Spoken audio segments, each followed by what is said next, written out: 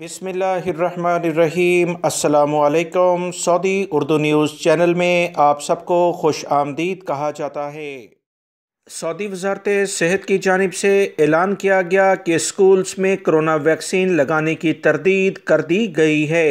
वो तमाम social media पर ख़बरें जिसमें कहा जा रहा था कि जो भी बच्चे स्कूल्स जाएंगे कोरोना की वैक्सीन की सहूलत इन्हें स्कूल्स में फ़राहम की जाएगी, ये सरासर बेबुनियाद और मन गढ़ंत ख़बरें हैं।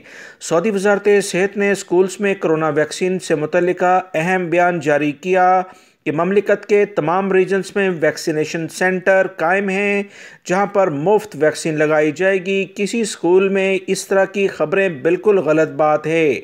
वजारत सेहत ने इस बात की यकीन दहानी कराई कि स्कूल्स में तलबा को वैक्सीन देने का कोई मनसूबा नहीं। वजारत सेहत के ज़राए का मज़ीद कहना था कि ममलिकत के तमाम रीजन्स में वैक्सीनेशन सेंटर कायम किए गए हैं जहाँ वैक्सीन मुफ्त फराहम की जा रही है।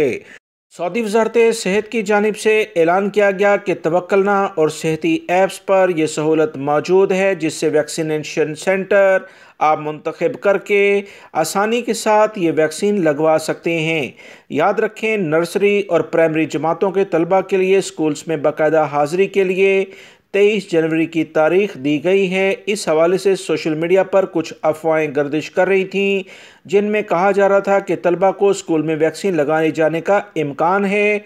वजारत सेहत ने इन बातों की तरदीद करते हुए कहा कि कोरोना से बचाव के लिए वैक्सीनेशन सेंटर ही आना होगा और यहीं पर यह सहूलत इस वक्त मौजूद है।